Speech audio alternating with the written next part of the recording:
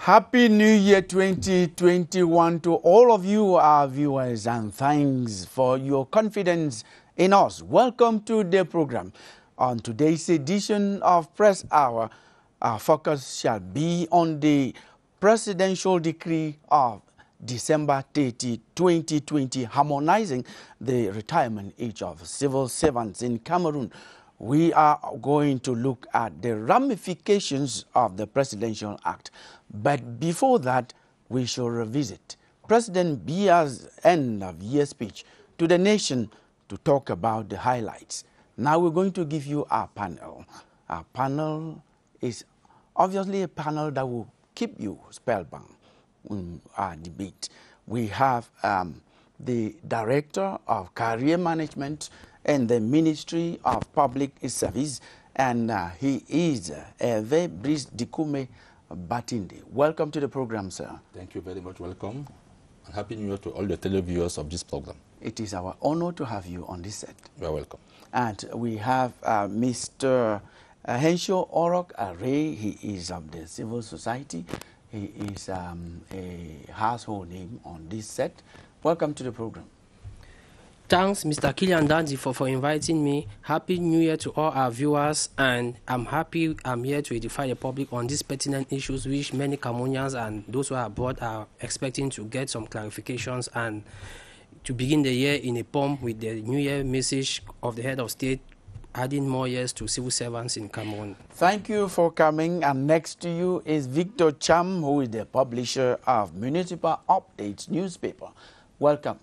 Thank you very much, Kilian. Happy New Year to the panel, and of course, glad to be part of the first edition for this year. I take you across the set to Emmanuel von Ban, who is a journalist, and he is a journalist with the Horizon newspaper. Welcome to the program.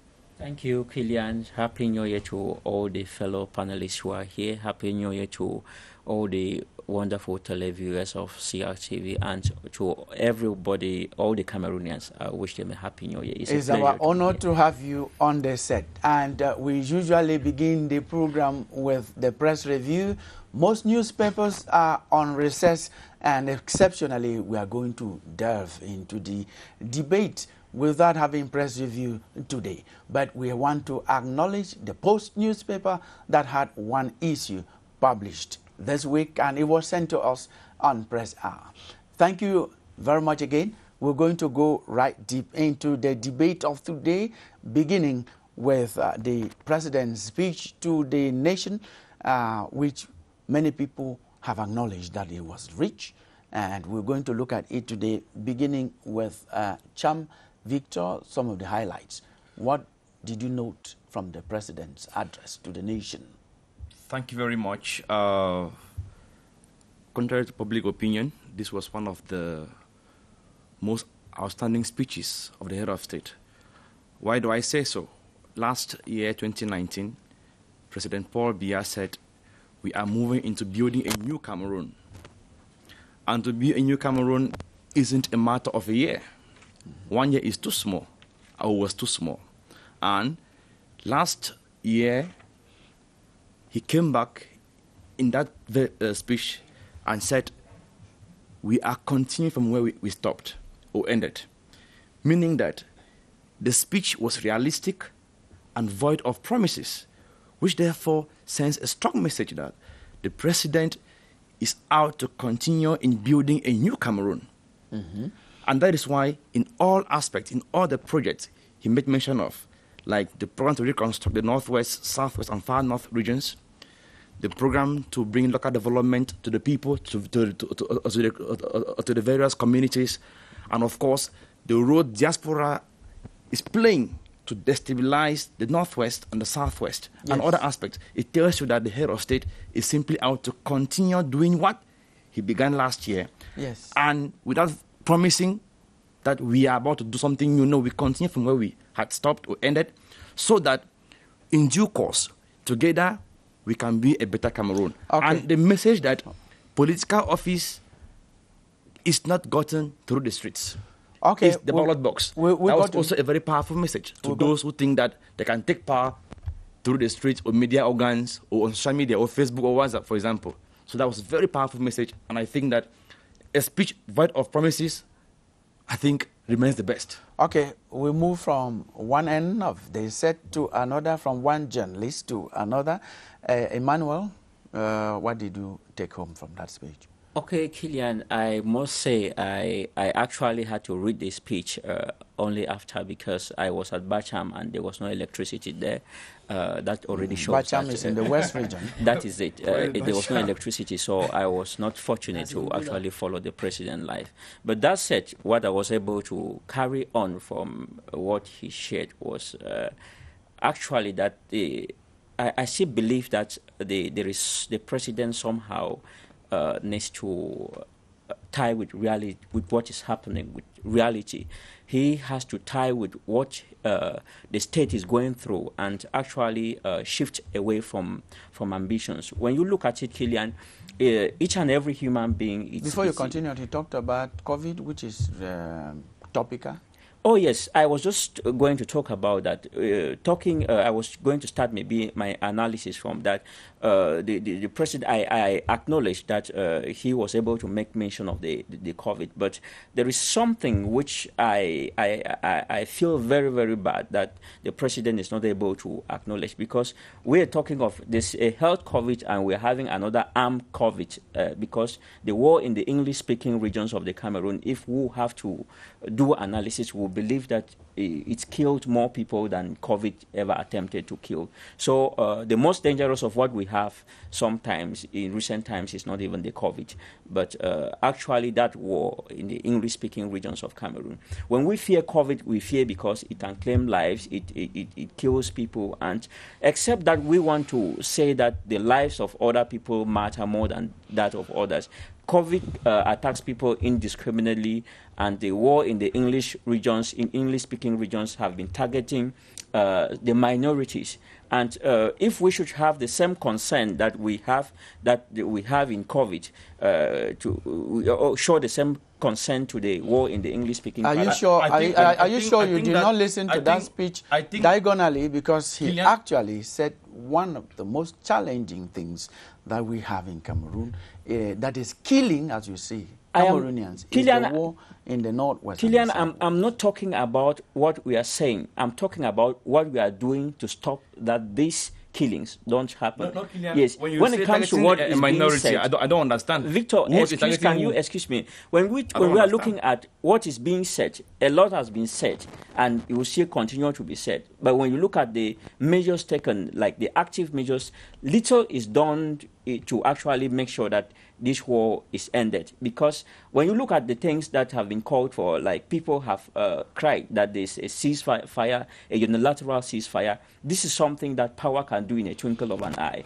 It is not yet done. This shows a lot of bad faith, and this is what enables, or what opens way that people continue to fight, people continue to be killed. Emmanuel, I have a worry. When you say targeting a minority, I don't understand.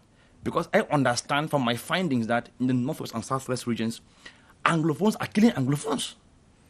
I don't understand when you say a minority. Under what platform? I will still respond to you. A minority, I don't understand. Victor, it is a minority, because when it is a minority, okay, Anglophones are targeting their minority. We have to understand the political motivation of this war if we want to stop it. Because somehow, when we continue to actually watch these things happen, and those pumping the energy because of their political interests are doing so without us making a comment, and we keep on looking at the Anglophones killing the Anglophones, then it's unfair. Yeah. Okay, we're going to put it there. Director, we're going to end with you. Let us pass through Mr. Henshaw, Oroka Ari. What do you take home from that speech? To me, what I took from the head of state speech is a speech of continuity, meaning what? Meaning that he acknowledged the fact that we have COVID-19, which Cameroon has demarcated himself by fighting against this pandemic, and is calling on more Cameroonians to respect the barrier measures against COVID-19, because he noticed that people are relenting their efforts in a bid to curb this pandemic, which is worldwide. And more to that, the head of state said that he's calling more on the secessionist fighters who are in the bushes fighting to lay down their arms in a bid so that there should be peace and security in Cameroon. Nonetheless, calling on those who are in the diaspora, with including international organizations as well as some foreign partners, to bring to book those who are in charge of protecting those guys and financing those guys to commit atrocities in the northwest and southwest regions. And more to that, he talked of the economic aspect, that Cameroon is still in the move to go ahead to attain its emergence 2035, and that Cameroon is on a good footing. Cameroon is going to be modernized thanks to constructor sites, and that people should bear in mind that they should seize the opportunity which the government is putting forth so that people should have a modern Cameroon. And more to that, calling on people to have some social cohesion. More to that, that elections are not won in social media or in other medias. Yes, calling on Victor said already. Victor said that. Yes, it's just to throw more light to develop something which he never developed. Calling on the CRTV party leader, Professor Maurice Kamto, with his supporters to desist from all acts which are going to be anti-democratic, because for a country to develop and democracy, when he said in the 1990 accepting democracy, he knew it was going to be met with hurdles, and the hurdles are there, but Cameroon is slowly going to its achievements of projects which they had earlier put forth so that Cameroonians should feel the development from the grassroots. Yes, before we go to the director, Emma, you are still itchy. Before you say, I will let you say it before I come to the director. If you read the president's speech, when he came to be talking about the crisis in the northwest and southwest, there is a phrase, there is a sentence which he says that the crisis has caused more harm to our country. If you go to that speech, you will see that. But that's not what you were saying. Oh, I wonderfully acknowledge that statement that he made, Kilian. But there is still, I'm sure of the opinion that the speech it fell short of many things, because when you okay, look, we'll come to you. Maybe I should just point what yes. When you look at, for instance, the president, I wasn't personally happy when he was talking of only the secessionists commenting, maybe secessionists commenting. I'm talking of the Amber Boys here, who are committing maybe crimes, who are doing excesses. I think that the president would have made more sense to if he acknowledged, if he also called the military that are going on excesses. The president talked a lot of things. Last year he punished some military officials. Let Kilian, let us make something this point very clear. And then last year the head of state punished and then maybe a group of military officials in Nkambe and other parts of... We have a crisis. We have one side that is legitimate, that is legal, that is Republican. And we'll have one side that, following Republican values, they are fighting against the state. So are you saying, under normal circumstances, you can ever put them... Kilian, when I look at many of these things, sometimes I first of all blame those who sit and craft the international law.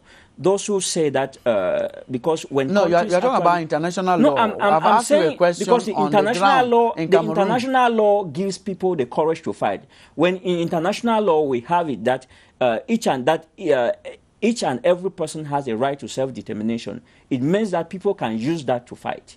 And unless we have to actually start saying that, and unfortunately Cameroon ratifies some of these. So I don't want to blame people from this perspective. Well, so when you made your point, we already facing what is happening in every armed conflict. When there's we're not talking about like conflict. We have made an analysis. We don't deviate us into conflict. We just wanted to make mention that it was part of what was said in the speech. Now we are going to come to you, Mr. Director. You listen to the President of the Republic address the nation. What are some of those salient points that you can share with us? Okay, thank you, Kilian, for giving me the floor. I am one of those persons who are satisfied by the speech of the head of state. When he made the balance of last year, we noticed that all the promises made in the last year speeches were met. I can take, for example, he said that the country is ready to welcome the youth, the African youth, for the African Championship. All our infrastructures are ready. They are very modern. They are topped. So personally, I am happy. Concerning the Northwest and Southwest crisis, the president is aware of the situation. He said that the plan of reconstruction will begin next year to build roads, schools, hospitals, which will be buried, destroyed by those persons. The President of the Republic is mastering the situation. On the economic way, he said that the resilience of our country is an asset for us.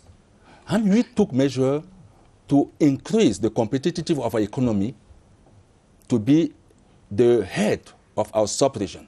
So, in a nutshell, I'm very happy of this speech. Yes, and the target from his speech, we are going to move from the 4% growth rate, where we have stagnated for quite some time, and the target is 8% economic growth rate. Thank you very much. We're going to move into our focus for today, and our focus also concerns the presidential decree of December 30, 2020. That was when the president signed harmonizing the retirement age of civil servants in Cameroon. It was followed by decisions and other the arrêtés by the Prime Minister, also harmonizing the retirement age for contract officers or those workers whose careers are governed by the labor code.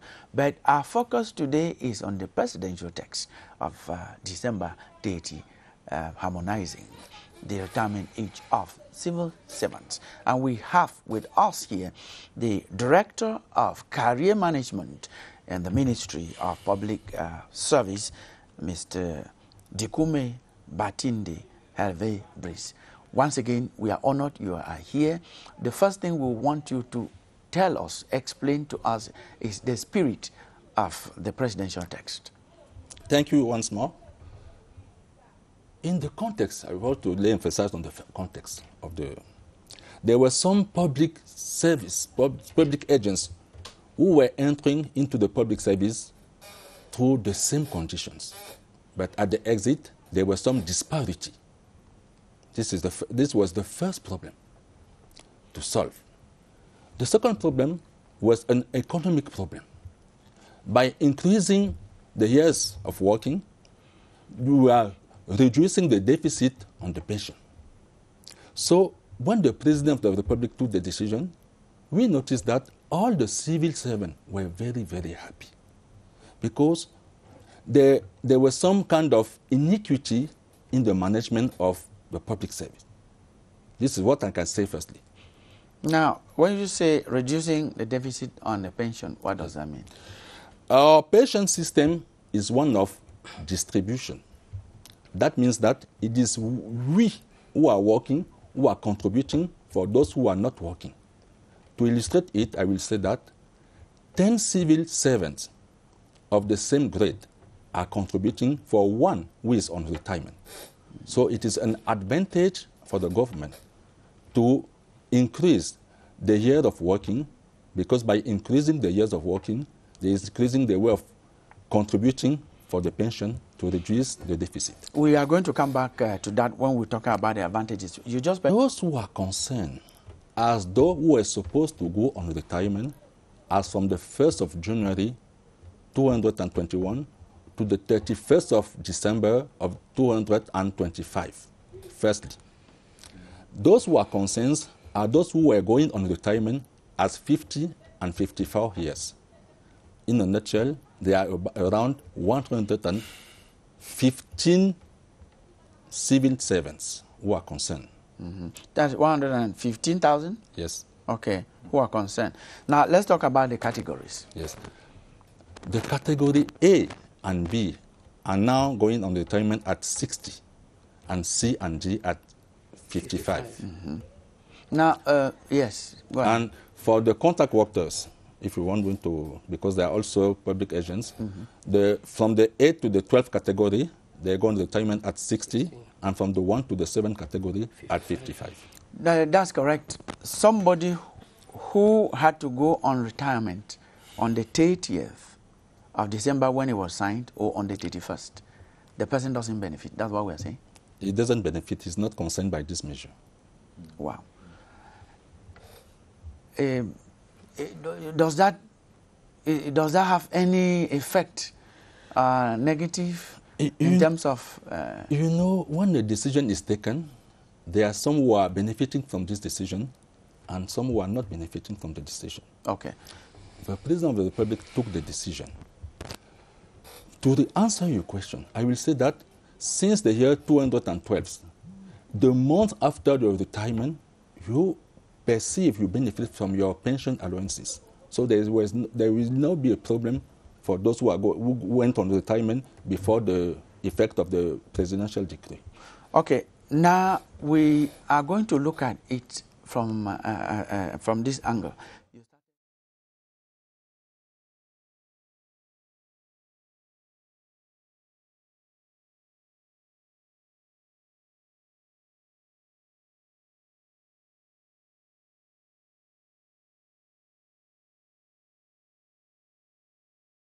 Already had those advantages.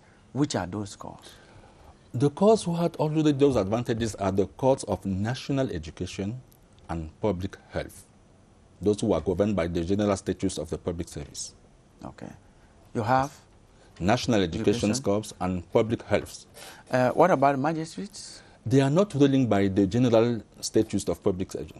They have a special statutes. Okay. Magistrates, penitentiary administration, and higher education. They have a special statutes. So they are not ruled by the same statutes. Yes, just briefly, we begin with you, Emma. Your first reaction?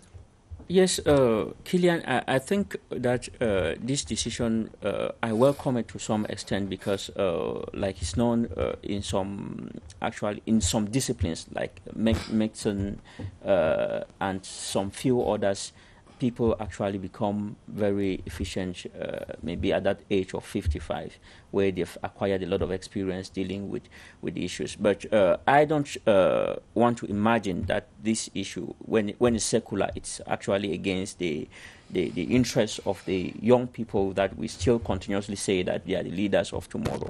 Because when we have this tendency of keeping people in offices for a very long time, they have enough time to actually do what they have been doing best, the corruption and whatsoever, and you can name them. And when you look at the vision of Cameroon, principally that which Mr. Biya, the head of state, actually has been fighting for, I'm talking of the 2035 emergence, you want to believe that this vision cannot actually be rendered through the people, this generation of leaders that we have. We need a new generation of people to come in with new energy. I stay with you. With new energy, nobody is against the youth coming up. But when the age of retirement is harmonized, it's harmonized for both the old and the young. We mean when they will come up, they will transit to the same 60. Is there any problem? The problem is not. I'm looking at the status quo now. I'm looking at the status quo. You know, when people actually, when people, like for now, we are talking of the issue now. When we have to extend the mandate of those who have been occupying maybe certain positions for a very long time, we delay the entry of those people who would have been coming to actually bring the 21st century change that we're talking about. And then I also want to read this issue from a social perspective. Maybe you spare the director wants to react to what you've said. We'll come back to what I want to say is that the increasing of age retirement is not antinomic with the recruitment of youth into the public service. Yeah. Mm-hmm. Recruitment are based on a 3 years planning in compliance with the need expressed by the various ministries, the administrative frameworks of those ministries, and the budgetary sustainability. But at least it delayed, Director. No, what I will say that actually this year plan planning of the government is always adopted, and it will be implemented this year. I want to advise you to listen to all the announcements to the Minister of the Public Service as from the month of April.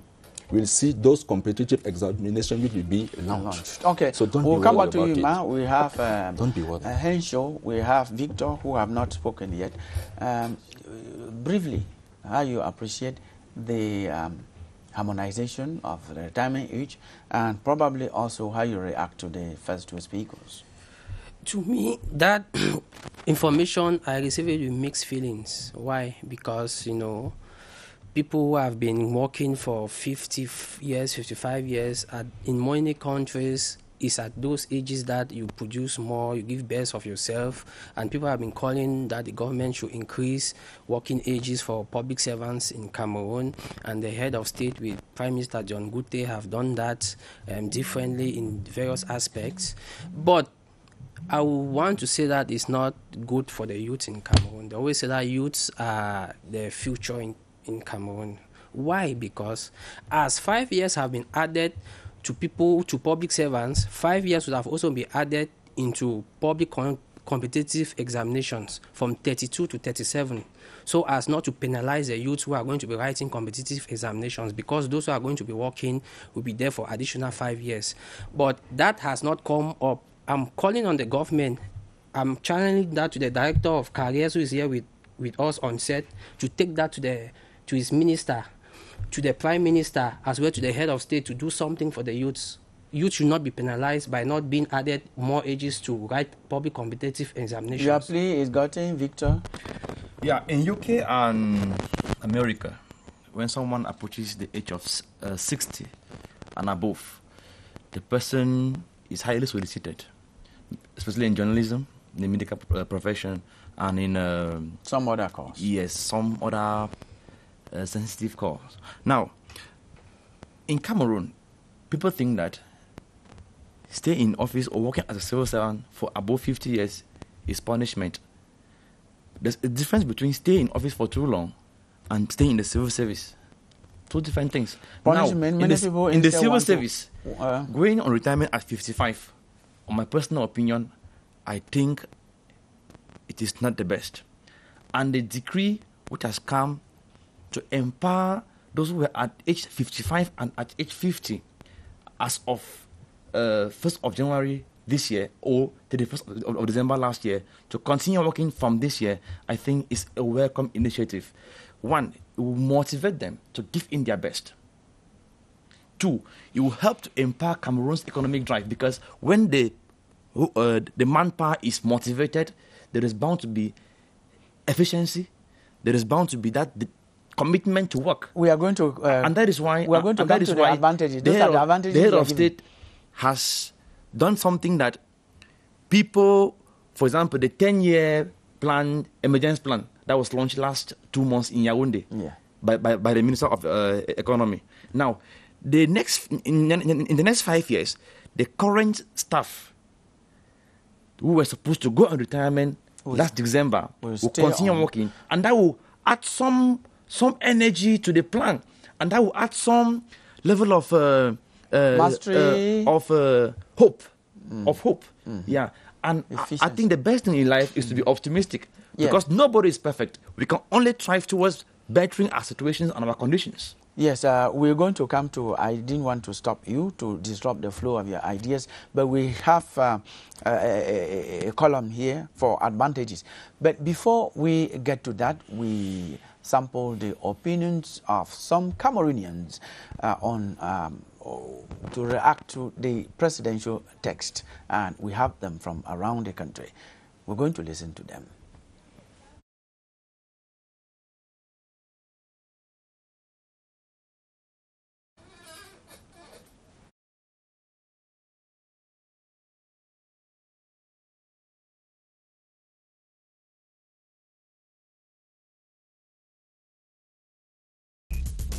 Departure on retirement age, it's I think a welcome news for people who were in the sector that went at the age of 55. Je voudrais dire grandement merci. I would like to say thank you to President Paul Biya, who has decided to kill all frustrations concerning this pertinent issue of retirement age in Cameroon. Pushing the retirement age to 60 will really help them, especially economically, to prepare for their retirement and to equally help them prepare their children to go through education. Because at times, most of the civil servants, some go on retirement when their children are still going to school, and they find it very difficult to take up their kids right at the level of higher education. So I think the initiative is a well-saluted initiative. At least it might help me to do an additional thing in my career. So I'm so pleased, I'm so happy. We thank the head of state for what he has done for them, because it was something that was like a dream. But with what he has given as a decree, it has been a reality. They had two advantages over us. They had the higher salary and they were going at 60. Those who low salary were going at 55, sometimes 50. It was an injustice. Plan my retirement and do my work better. It's been a long cry for most of us. Seeing our other personnel going at 60 and others going at 55, we saw it as some sort of an injustice. I believe it's going to impact on my career as a civil servant. I believe with the 5 years that have been added, I will do it now with ease. I think I will not rush as I wanted to do. It is really a good and brilliant thought that he has made for us. I am very, very glad and happy. We have to work hard and we have to organize our career and produce more. Nowadays, many more people go on retirement still very, very strong. The choice sometimes may be theirs to want to start their own businesses, and they decide to do it much earlier. But I think it's good news for those people. On nous a toujours dit que c'est. It is often said that the more a fruit is ripe, the better it tastes. I think it is at 55 that some civil servants start exercising the necessary experience acquired in the course of their careers. Yes, we all listen to the reactions of some Cameroonians across the country.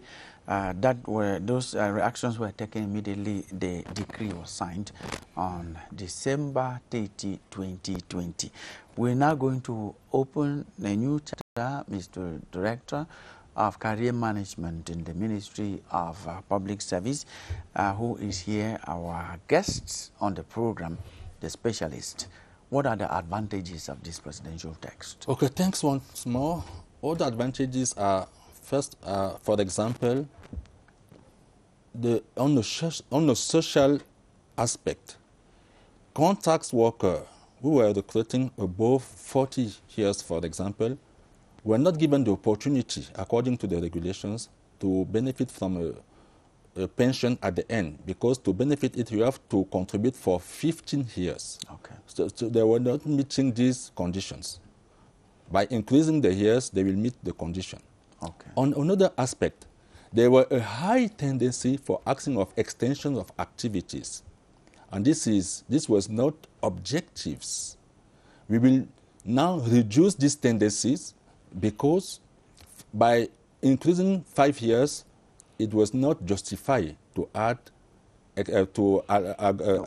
law to give extension activities for those who are asking those favors and those measures.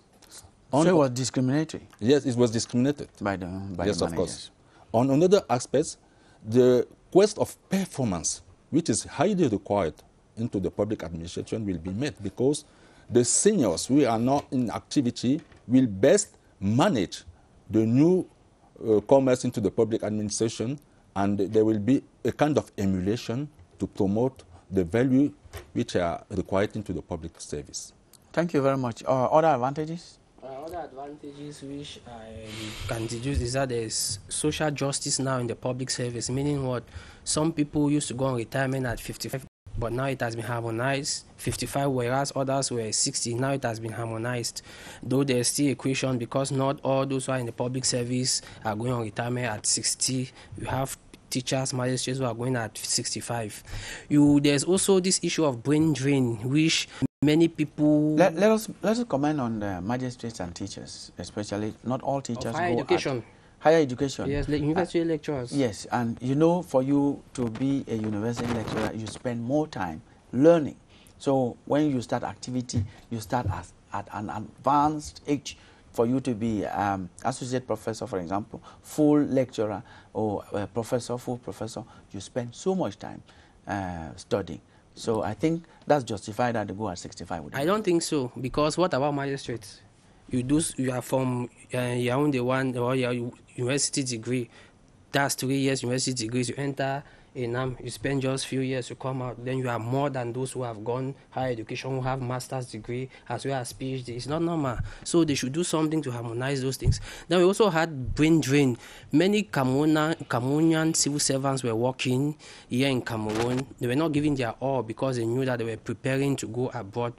If you can bear with me, many civil servants, by the time they go on retirement at 55, they go to Europe to continue doing their medical profession or other things, and this has come now to boost their morale. There are other people who were requesting for extension, saying that they have not yet invested while they were working. So with this extension, they can at least invest up some businesses, as well as you also have these other advantages like boosting the morale of civil servants that have been considered finally by the head of state and the head of government, John Gute, for harmonizing the ages of people who are going on retirement. But on the negative aspect, as I pointed the other time, is the issue that youths who are not yet working, writing competitive examinations into public service, are going to be penalized big time. I'm pleading on the head of state, I know he's watching me, and the Prime Minister John Gute, that they should look into that aspect so that you should not be grumbling or go and walk in the streets, because this is an injustice to the youths. They are the ones saying that the youths are the future of Cameroon, but this degree has not taken into consideration that the competitive examinations ages should be increased from 32 to 37. You do not bring an advantage and you go with it as negative, because if you said that the competitive entrance examination age was reduced, we understand. But if it's a plea, it's not like it's negative on them.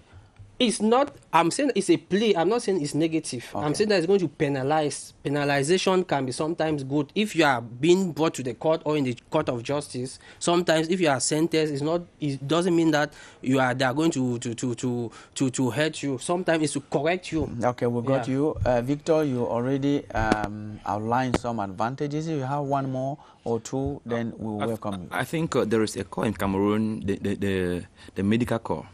That's a very important call. Before now, they went on retirement at 55, if I'm not mistaken. 55 years. That was too young. Too young because they take at least 7 years in training. And some leave there, go for specialization about 3 years, 5 years on a particular field. Now, upon leaving, you discover that maybe at 30, 33, you begin your career. At 55, you're going to retirement. That explains why some of them, like we all know, used to operate private clinics while working, used to have private jobs while working, and it affected that efficiency on the government job. And I think this decree, extending it by 5 years, is a message that you have been called to actually and absolutely give in your best, your maximum best. And they will close their clinics? They won't. Now, the next issue will be sustainability. It calls for sustainability. A conscious civil servant who is benefiting or has benefited from this extension has a duty of conscience to understand that it is not any other gift. This is a gift to serve your nation at every given point in the next 5 years. Thank you. We got that. Emma, we are on one chapter, advantages. Even you have a disadvantage. Let us get the advantages. No, anyway, to me, I only see the advantage to the lazy farmers in the public, in the government's vineyard. They have an advantage that they will have enough time to eat more while doing nothing. Now you call that advantage, okay. We leave you with the, Mr. Director, we are coming to you. How does this harmonization of retirement age solve the perennial problem of pension file chasing by some of our elders that we knew? Some of them even just died immediately. They went on retirement at 55 because they did not immediately have their pension. Okay.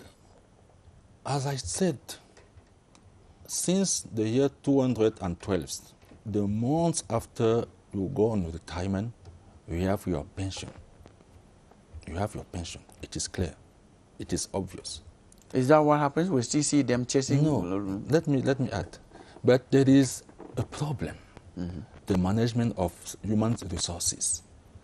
Some of them are not up to at the high level of their career. There are some acts of career which has first to be taken because it is in their interest to went on retirement at the top, at the right level of advancement, of category, of grade. But there is a lack, there is a deficit in the management of human resources. So all the efforts of the Minister of the Public Service Administrative Reform is to put the human resource, the management of human resources at the first priority, to allow all the administration to take these matters as a priority to improve the human resources management so that every civil servant at the year has to have all his rights in matter of advancement and the financial effects of the advancement. Yes. The other aspect is for reverse-free pension. When someone dead, there are an aspect into the Minister of the Justice, which depends not from the Minister of Public Service or the Minister of Finance. And the process is sometimes, the procedures are sometimes very long to have this, what we call in French, jugement d'hérédité and certificat de non-appel. So when he got those papers, sometimes it is after 3, 4, and 5 years. And within this time, yes, they could die. Of course. While following their money. Thank you for the explanation. But as you are giving all this explanation, we still know that when you are coming into the public service, you compile, you make up your files. And a year or 2 after, they're asking you to bring more files, and you are still in active service. They know where you work. Resources officers want to implement these policies. And you can you are a journalist, you can go into several administrations to know that this tendency is no more something which is actual. Secondly, there is a mobility in the career of civil servants. Someone begins his work into the Ministry of Public Service, and after that is appointed in the Ministry of Agriculture, and so on. So it's not easy to have a kind of traceability into his career. And then it's leading us to the next thing we wanted you to tell us. With the computerized integrated management of state personnel, you call it TGFPS, it has moved from 1, 2, and we think you are moving into another stage. With that now linked up like a central service, are we supposed to have this problem of traceability? No, because this TGFPS will solve much of the problems actually faced in terms of management of human state resources. This system will bring biometry into the management of public service. But there is one condition. We have to sanitize the payroll. We have to sanitize it to master our figures. To cleanse it. To cleanse it. Yes, of course. That's correct. Just to invite our viewers and tell them that this program is live on CRTV Web, Facebook, on the Facebook page of CRTV Web. So if you are somewhere and you want to follow this program, as we say here, you are not in front of any screen, just connect your handset, your laptop, or wherever you are, and you will be watching us live from wherever you are. You can do that after the program at your convenience. Now, yes, you wanted to react before we come to something else. Yes, I'm very happy with what he has said about civil servants maybe you leave the Ministry of Health, go to the Ministry of Public Contract, to the Ministry of Public Service. That movement can affect your retirement. That's what I understood. Now, coming back to what he said about youth, the youth. Did you say can affect your retirement? No. In terms of pension. Yes, pension. Pension. Okay. Yes, affects pension. Yeah. Talk about youth. That are extending, meanwhile youth are there without jobs and all those things. Yeah, I think I, for one, the civil service mentality, I think is not the best. As a young man. Yes. Yeah. Let us know more. The policy of self-reliance is very important. Even as a civil servant? No, I mean, as a young man, a job seeker, I think you can convert it and become a job creator. From a job creator, it means that you become self-reliant and you are able to, transform into an entrepreneur. So that tomorrow, if you don't have a civil service job, you can fall back to something at least reasonable. Okay. And from the best of our knowledge, government already has some structures. And I think as young people, we should exploit them. And if they are not working well, we report them. Thank you for that advice to the youth. We're going to, yes. I want to call upon my brother Victor. If you are a start-upper, you are self-employed, not every Cameroonian has that mentality or that ability. We're trained that after going to school is the public service, writing competitive examination, then public service. And more to that, Cameroonian context, and more to that, you are talking of being self-employed. Where are the finances? They have created PRC and whatsoever. Yeah. For you to get fundings from those places is hellfire. And if you are not connected, you don't get those fundings. You should say things the way they are. This is why I said go to CONAC and report. If you report in CONAC, people have been reporting and nothing has been happening. Nothing has been happening. You should say things. You should say things the way they are. You should not come and blindfold people here. Say things the way they are. You should not blindfold the youth. I think that we should be serious. We are very serious. We should be realistic as well. We should be realistic. Yes. True. If you have a problem, go where you think it can be solved. If it cannot be solved, go where you think you can report it. Yes. People have been reporting. Every day and every day. Where are the results? Why? Where are the results? Maybe that's just by the way. Yes, that's not maybe Victor. Let me just, because I'm happy you're talking of CONAC, but I just want to inform you that CONAC has the power to sanction anybody. Their one is just to CONAC actually works. They work. They actually do, but they don't sanction. They don't have cohesive powers. That is it. That's different. But then I want to, Victor, I'm happy you raised the issue of entrepreneurship here. I want to tell you that that's not our focus. That's not our focus. Entrepreneurship. Just to mention this in passing, that CONAC has investigative powers, and when they do investigate, there are other institutions that have the coercive powers that have been doing that. If you are saying they are not doing that to your rhythm, that's a different ball game altogether. But that they don't do their work, it is not true. CONAC does its work, but honestly, CONAC itself has been crying, because I remember last time Masigams has been decrying the way their actions have been implemented. That is it. As I said earlier, that is not our focus. We are here. No, that's not going too far. No, that's not our focus. We are always saying that please, CONAC should be empowered to sanction. Yes, that everybody says that. It's our cry. Yes, that's everybody says that. Which don't now, have. please, CONAC apart. That's not our focus. We are on retirement age, following the decree of the head of state on December 30 that harmonizes the retirement age of certain categories of civil servants and other state workers. Now, the last question that we'll be handling is what happens to those who may not, because some people had already done their plans that at 55 I'm going on retirement. It happens in other countries that, okay, at this 55 I'm going. I don't want the extension. Mr. Director of Career Management, what happens to those people who may not be interested? They have the opportunity to ask to go on retirement before the age. And the regulations offers them some advantages. Installation allowances, some bonifications, to have them to better enjoy their retirement. So the possibility is still offered to them, for those who want to go before the extension. it will be a kind of disruption of their career, and will it not make them, that's so many documents will be asked and things like that, because they are disrupting their career which the machine has programmed otherwise. This process is simple. The user ministry send a request to the Minister of Public Service with his position, if he agree or if he disagree.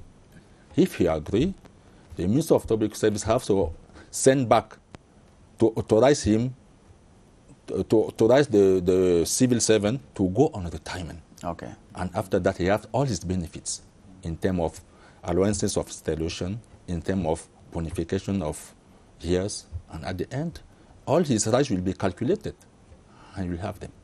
No complications? No complication. Okay, we are going to be thinking of moving out the way forward. Maybe Kili, before you move out, I think that when I see the manner in which civil servants are rejoicing over this, it just shows the kind of bad civil servants